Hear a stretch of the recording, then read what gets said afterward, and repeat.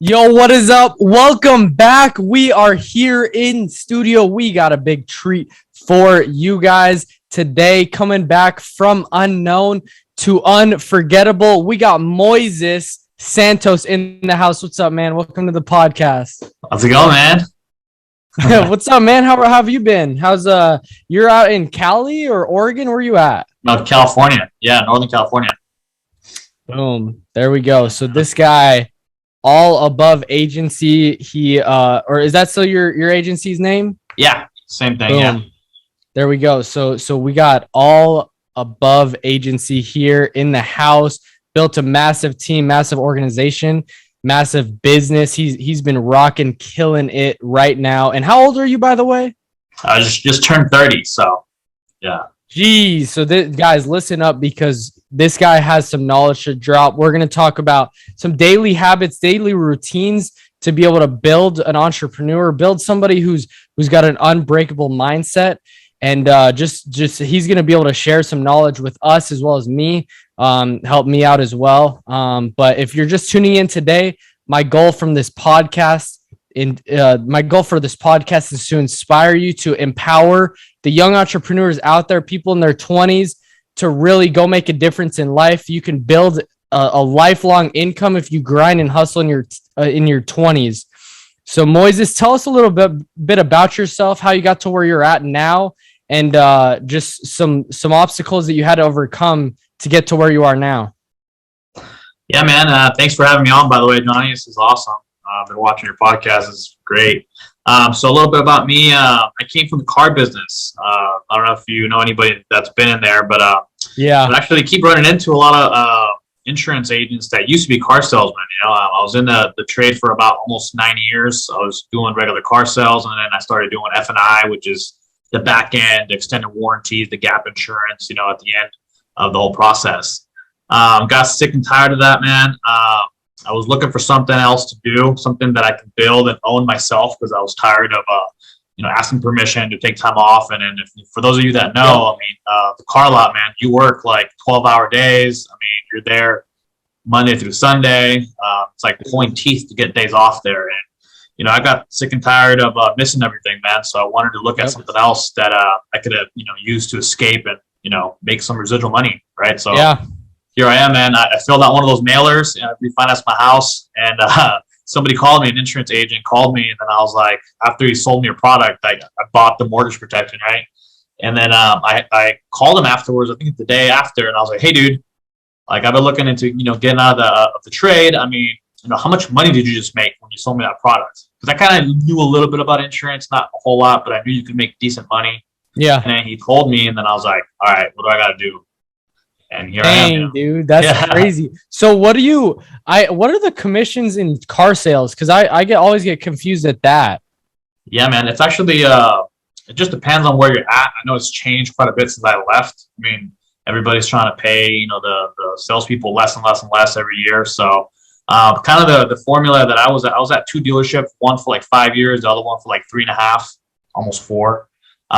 The formula was, dude, if you sold 15 cars, you'd make 8 to 10 grand a month. And again, that's, gross, right?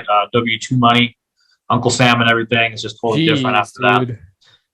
But that was kind of the formula. If you sold, over 20 cars, you were like elite car salesman, right? That's kind of the level. If you sold 30, it was like unheard of, right? A bunch of dealerships. Is that like 60 grand or like 100 grand in life insurance stuff? Or what's that? What's the comparison in that? Like, what would you say? So the comparison, man, it just kind of is different, right? Because, in life insurance, we get paid directly by the carrier, right? So like we get to touch every single clip. Yeah. So that was a huge difference for me. Every time I made 10 grand, I'd take home like, I don't know, 5,500, 6 grand, right? After that's horrible. And I got paid twice a month. And then I went into the, insurance industry, and it's like, dude, if you do this right, you can get paid Monday through Friday. Yep. That's the beauty of it, right? You get to like touch everything before and then decide where you want to spend it. So pretty big reason of why I was, I needed to work for myself. So that's kind of brought me here, Totally. So how long were you doing car sales? So how long ago? How long did you do it? Oh, almost 9 years. Okay. So you started when you were about 21, 20? Yeah, dude, I was just before 21. Yeah, I had my 21st birthday like 3 weeks in, so that's pretty cool. Boom. There you go. And how did it, what were some of the things you had to overcome in that? Because not many people just are like, hey, I want to be a car salesman, first of all. And second of all, how are you able to get to the 20 car guy a month? Because I've heard some amazing things about how vicious and how unstoppable you were, consistent as well in the car business. But like, how did you work up to that? Because I'm assuming that that's probably not your first month, right? No, Like your no, first month, it you took didn't me kill like it. 6 months, dude. And, I was very fortunate to have a good mentor, somebody that took me under his wing. He totally didn't have to, but he helped me out, Yeah. Yeah, it was tough, dude. It was just funny because I always kind of fell into sales jobs, like, in '08, I was selling lawn care service. It wasn't even like mowing the lawn or anything. It's like how to like treat your grass to get greener. And, Oh for my. those of you guys that remember, '08 was, dude, it was terrible. Yeah. I had no idea Horrible. how bad it was because, it was my first job. I was just excited, door knocking. That's what I was doing. I used to door knock. Dang, But, dude. so somehow I always ended up in sales jobs, man. So when I came out here, quickly figured out 3, 4 months in, I was like, dude, I don't got to know anything about the cars. Like these people are just buying for me because they like me. Because I wasn't like super pushy. I wasn't trying to sell them something. I was just asking questions and showing them other products. It said no to this one. I was like, well, what about this one? And what about this one? And just became like a customer service type of ordeal, not so much of a sales job, right? Yeah. Asking good questions, getting good answers, and then using their answers, sort of against them, right? To kind of like let them know, hey, you told me this, this, and this. This is why I think this is the perfect car. Yeah. And that's kind of how I came about. So did you do any like trainings, any mastermind coaching programs, anything like that? Or was it pretty much like you learned and you pretty much built your skill from doing it so many times? Yeah, it was repetition, man. We did have this training. It was like Joe Verdi training, and it was online, but it was super outdated, man. It was like like late '90s, So it was, Yeah. but yeah, it was repetition. And then after I did it so many times, I started learning the product better, and I just got better and better, as the time went by. And yeah, man. That's awesome. So obviously you've been in commission sales for a while, been killing it. And tell us because have you ever worked a W-2 job? Like I know you did car sales. Were you getting salary plus commission? No, dude, it was all commission, straight up. There was Jeez. no blanket. There was no what do you call salary or anything like that. It was straight commission. So if you didn't work that month, dude, like I guess it sort of was. I mean, if you literally sold no cars, you'd get paid minimum wage. But dude, that'd be a crappy job to have for at the time I think it was like $11 an hour, $10 an hour. Like you didn't want to do that job for $10 an hour. Nah, dude. Nah. Yeah. So obviously you transition to the insurance industry. It makes the most millionaires out of every other industry in the world. What are you telling a car salesman that's out there hustling, making a ton of money? What are you telling them? Like, what are your conversations with them look like when you're like, dude, I used to be in car sales and now I sell insurance, and they're like, what? Like, what are some of the conversations like that? Dude, yeah, everybody thought I was crazy when I left, because dude, I think I left back in 2021, in March of 2021. That February, dude, I crushed like the store record. I made $26,000, dude. And kind of what did it to me, and I live in California, so obviously taxes are crazy out here too. Yeah. But I did 26,000 because I was selling cars and I was doing F&I. I was selling warranties, the gap insurance, all the stuff that that you meet the guy at the end. And that paycheck, I'll never forget. I was super stoked. I was like, dude, I'm gonna have the craziest paycheck. I'm like, I already had plans of buying. I forgot what I was trying to buy, something for my house. And when I got my paycheck, dude, I took home $13,000. 13 G's, dude. So that's kind of what I was like, all right, dude, I need to do something else. I did not just work my tail off to go make 26 grand on W-2, income and then only take home 13 grand. I was just like super defeated. I was like, that was kind of my turning point where I was like, dude, I need to do something else because this is not it. I'm not going to go do all that and then make this kind of money. I almost made like same amount of money as if like I made 15 grand, 15, 18 grand, so I was like, all right. But yeah, man, when I talk to my car lot buddies, it's like, I just tell them, I was like, hey man, this is right now, everything's great, right? They're all selling a bunch of cars. If you've been paying attention to like what's happening with the economy, I mean, we are in the most recession-proof industry out there. Yep. And I'm just, teeing up all my call out buddies. I'm just letting them know, hey, dude, like, yeah, everything's been great the last 3 years, but these next 2 years are going to be like, they're really going to test you on, whether or not you're a really good car salesman or not, whether you actually have skills, or if just the economy was just so good that people were just buying. Yeah. Right. And I'm over here just letting them know, like, hey, man, I'm here whenever you're ready, bro. Like, you can join me whenever. So that's hilarious. Yeah. It's crazy because I heard a quote like, dude, the best insurance people come from the car business. It's funny because 3 of my 4 mentors actually were car salesmen before. So it's crazy how that works. But talk about how much mindset actually plays into being like selling stuff, because it's 95% mental. How do you master your mind and like really like just hone in on that craft of like you have a bulletproof mindset? Dude, I think it starts with like your morning, dude. Like, you have to, I always have a goal. I have to be up before 5, no matter what, even on Sundays, right? Just because if I don't, it just totally throws my whole day off. My momentum, the way I'm thinking, right? So I wake up, I go to the gym, try to be there about 5:15, try to be out of there before 7 a.m. And eating breakfast by like 7:15, 7:30, right? That ritual has allowed me to like really like hone in on my positivity. I'm gonna go out there, I'm gonna go help some clients, I'm gonna make some money, I'm gonna go solve some problems, right? Another thing too, like while I'm at the gym, typically when I do cardio and I hit the sauna, I'm watching some type of like educational video on YouTube.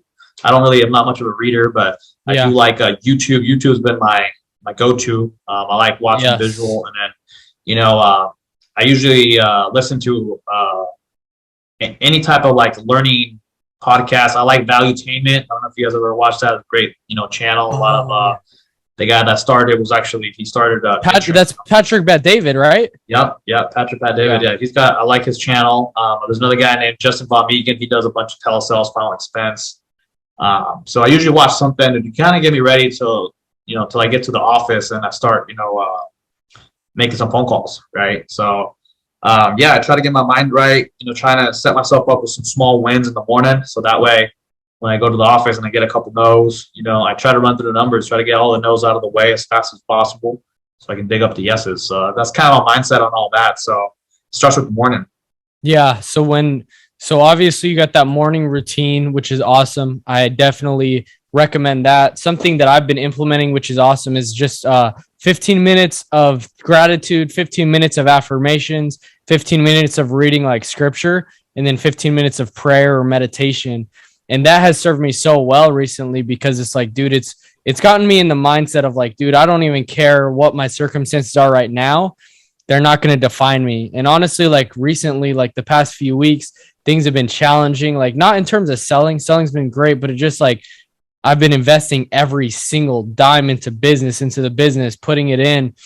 And it's like, dude, sometimes it's scary because it's like I'm putting every dime into the business, buying leads, and then buying them, like paying for a mastermind or paying to go to a conference to be able to network. And it's like, dude, if I don't sell, like I'm not going to be able to pay rent next week. And so I don't know if you've had any like struggles, challenges, things that have come up that it's like, dude, I don't know if I'm going to make it or anything like that. Talk about things that you've had to overcome and practically what you did to overcome that. Because I think a lot of people get hung up in like, if I can't afford this ticket, I can't afford this or that. And it's like at one point you have to just pay for it and just do it and either put that on a credit card or whatever. So talk about how you've been able to overcome things in your life that have been hard. Yeah, dude. So obviously before this, in the car lot, I didn't have any expenses, right? So that was new to me, right? And coming into this, where I'm like, I knew the concept of, I had to buy leads, right? So that was a given. Yeah, man, there's been a couple of hard months, right? Especially when you're first starting to hire people, you never hired anybody before, you become a manager, right? Now you're not, it's not about you anymore, right? It's about your team. It's about, them making money as well. They're trusting you in this whole journey, right? You're telling them, hey, how everything is. And it's all mindset, man. I just, every time when I'm feeling like things are getting hard, I always pull up, and I screenshotted it too, but I still pull it up on Google, and I always Google like, hey, what's the industry that makes the most amount of millionaires? And I just constantly remind myself, I was like, dude, because that's the goal, right? Everybody wants to, maybe not so much about being a millionaire itself, but just what that can do for me and my family, right? My future. And yeah, when I'm feeling low, dude, I go in there and I just remind myself why I'm doing this, right? You got to go back and revisit your why. And why'd you get started on this? Why'd you, because I could easily go back to the car lot, but I'm like, dude, I'm not doing that. I'm already, past that first year mark. I know Cody Askins always, his whole brand is all based off like 8%, right? Like the 8% that make it, because 92 fall off. And I was like, all I got to do is make it past that first year, and, I will never quit. And I just, we passed that a few months ago, and now I'm like, dude, I'm in this for the long haul. There is no quit. I made that choice before I started, right? So when I do get those thoughts and everything, I just remind myself of why I ended up doing this in the first place. And I'm grateful I haven't quit, man. It's going to get better and better and better the longer we do it. We just transitioned into offering Medicare, so we're really excited about that. Boom. Medicare, the AHIP trading today. The whole team's excited. The office here. I mean, we're just super, super glad that we're in this industry, and it's super recession proof too. So yeah. So what if the goal of this podcast is to be able to inspire somebody to take that jump, inspire young entrepreneurs to take that leap of faith that this is either the right industry or the right thing to do, take the road less traveled. What are some things that you tell agents or even just people in general that are like, I don't know if I could have a steady, I'm not going to have a steady income. What are you telling them? Well, I just tell them, I mean, I always use my experience as an example, right? I made decent money. I think the last year I was there, I made 150,000. It's not a lot, but it's, for some people it's quite a bit. And it came with the price, right? I worked all the time, dude. I couldn't take a week off, 14 days off, right? I always had to ask my boss and ask permission to see if it was cool. And now it's like, dude, I have the freedom of just hopping on a flight and going to an event, coming back whenever. And if my flight gets delayed or canceled, no big deal. I'll be home the next day, right? And that, to me, dude, the freedom of that is just priceless, right? So for anybody out there watching and thinking, man, I would love to have this type of freedom, this vehicle could give you that opportunity. It really could, right?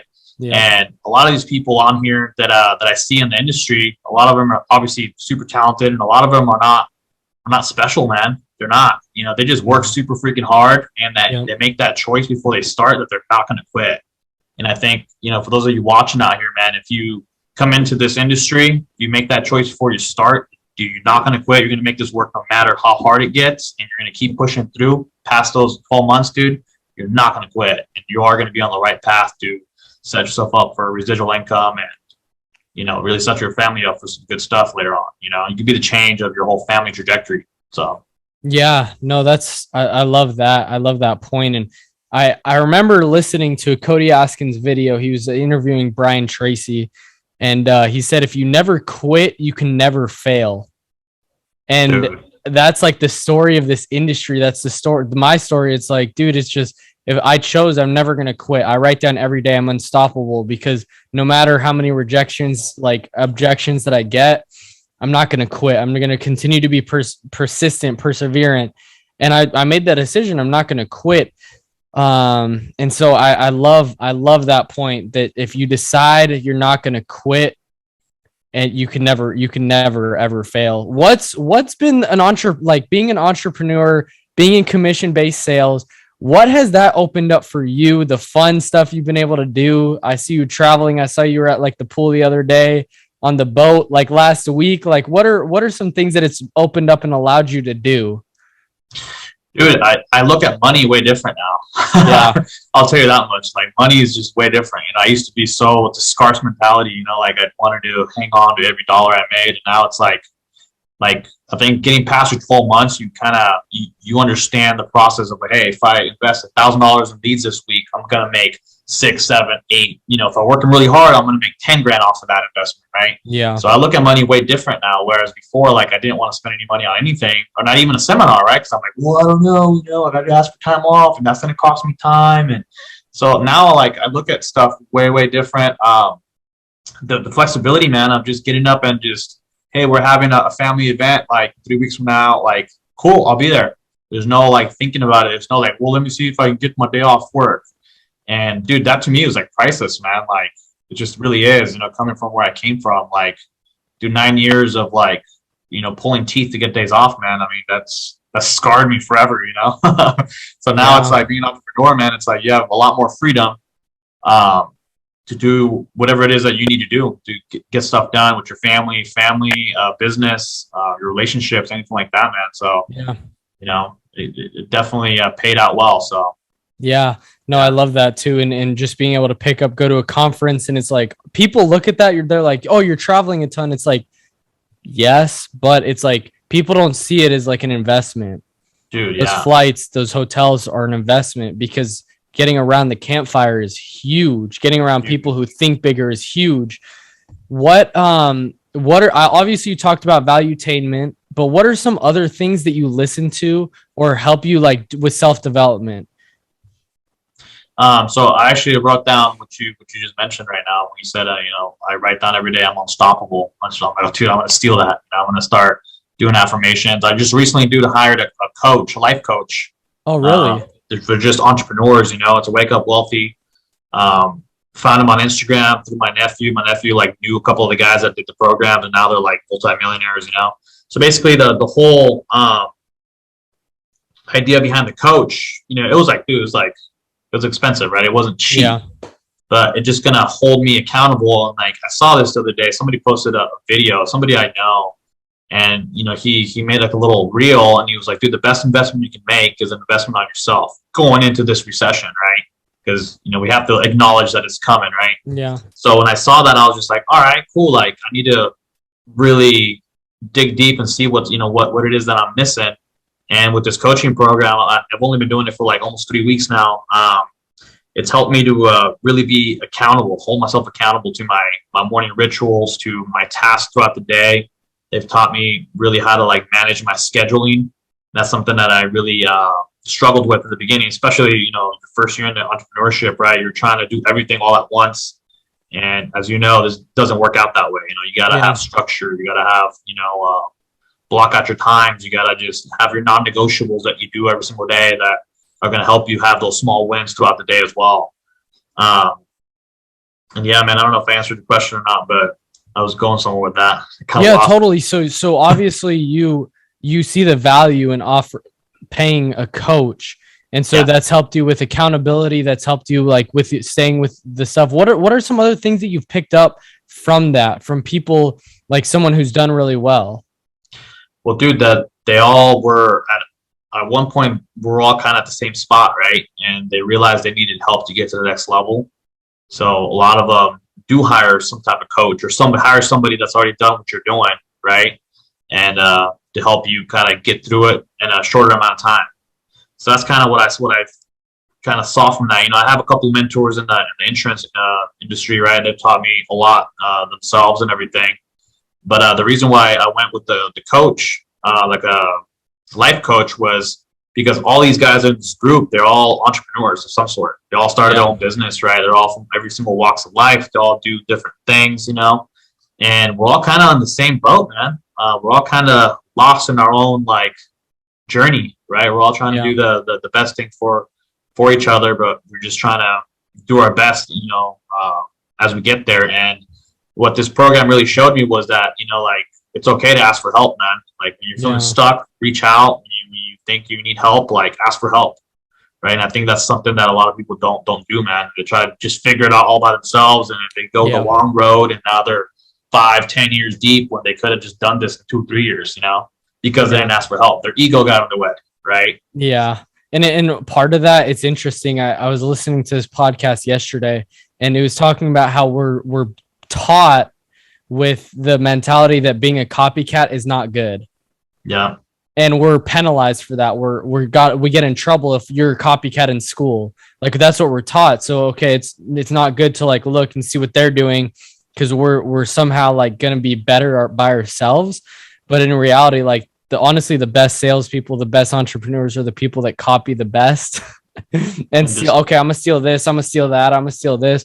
And you take it, and that's who you become. So I love that. By the way, how much is that life coach? Dude, it was $5,000. So it's a 90-day program. It wasn't like super 90-day expensive. program? Yeah. Okay. Yeah. So I'm excited about it. At the end too, there's like there's something else we can do that's more of a physical thing. It's actually like a legit boot camp. And from what I got from it, it's like you go to the woods for like a couple weeks with just a bunch of other entrepreneurs as well, and you get tested mentally and physically. Right, you go through all these. It's like a legit boot camp that you're Wow. supposed to really push your brain and body into doing things that you thought you couldn't do. So I'm really excited about that. I'm definitely going to look into doing that right after, just to get the full swing, and just really take this entrepreneurship to the next level. Right. Yeah. No, that's awesome. And I really respect your humility and just in terms of like even willing to invest. Not many Yeah. people are willing to invest in that, but it's definitely going to serve you well. And I've seen it like even in my life, I've been in the insurance industry 3 months. And it's like, dude, I know it's going to pay off, like paying into masterminds, paying into this, that, whatever. It's like, dude, you get around people who have what you want and do what they do so you can get what they have. And it's like, dude, Exactly. it's simple as that. And I wrapping up with this whole thing. What if somebody were to come to you and just like, Moises, dude, like you were like, I can tell you had a little bit of natural like skill, or you were like, maybe my story was a little bit worse, or I'm in a worse place than you were. What would you tell that person, or what would you tell yourself back when you were 20 years old? Like what's something that you would say, like words of wisdom that you would give them or advice? Dude, think about your goals and your future. Back when I was 20, I mean, yeah, I got lucky and I did land a decent job, but um, seek my full potential sooner. I think I'm 30 years old. I don't know. How old are you, Johnny? I just turned 21. Dude, so see, like, I wish at 21 I was already in the insurance world. Like I'd be freaking ultra rich already. If I could go back, man, I'd tell myself like prioritize. Don't chase the girls, don't chase the fun and the FOMO. Right, I had a bunch of that. Get into insurance sooner, man. But wish I could go travel back in time and tell myself, hey, dude, you gotta go to get insurance. Yeah. But yeah, man, that's pretty much Totally. I one quick question about that. Because I know people and even I sometimes struggle with the FOMO and I've gotten better at it. But how do you practically help somebody with that? Because it's so easy when all your friends are like, we're going out or we're gonna do this, we're gonna go have fun, but you're like, dude, like, and then you get told no, or someone cusses you out, like go pound sand, like on the phone. And you're like, dude, that honestly sounds more fun. What would you like? How do you work through that? Because honestly, that's something I struggle with. And I feel like you could help me out with that. yeah, man. I would shut all the noise off, dude. I straight up like I still had it even like at 28, 29. It started with just it sounds kind of weird, but I just literally unfollowed all my old friends, everybody that wasn't really working on reaching their full potential. I'd be in group chats, they would text, and I stopped replying. I stopped seeing all their stuff, because it was time to get busy, man. And I know that in this industry, dude, if you put in 2, 3, 4 years nonstop extreme focus, especially at your age, man, I mean, you can definitely become a millionaire by then. And set your money up right first, and then you can go out and do everything else and never have to miss anything ever again. But this time it's going to be way better because you're going to have much money. So that's what I'd tell you. Just know that if you put in 3 or 4 years, you're going to be really, really doing really, really well financially, man. At 21 years old, bro, like so young. I mean, yeah, I'm glad you're in this business, man, at that age, bro. It's awesome. Appreciate you, man. Thank you. Yeah. If somebody liked what they heard and really was like, dang, Moises is the guy dropping bombs constantly. He knows what he's doing. He's done it. How can somebody reach out to you and work with you more, or even just, I don't know. Just if they want to pick my brain, man, they can just call me on my cell phone. It's 530-321-5074. I'm an open book, man. I'll be super straight up with you. I'm not going to sugarcoat stuff. So if you like hearing the truth, I can provide that for you. I love it, dude. Well, hey, you've been awesome. You've been great, dude. Thank you so much for coming on here, helping us build a community of people who are really trying to grow, learn, and become their best selves, work hard in their 20s so they can live a life that other people can't. And if you liked what you heard on this podcast, go like, comment, subscribe, leave a review if you're listening on Spotify. But if you want to go from unknown to unforgettable, you're in the right place. Keep going, keep pushing. You got it. Go crush it this week. Have a great day.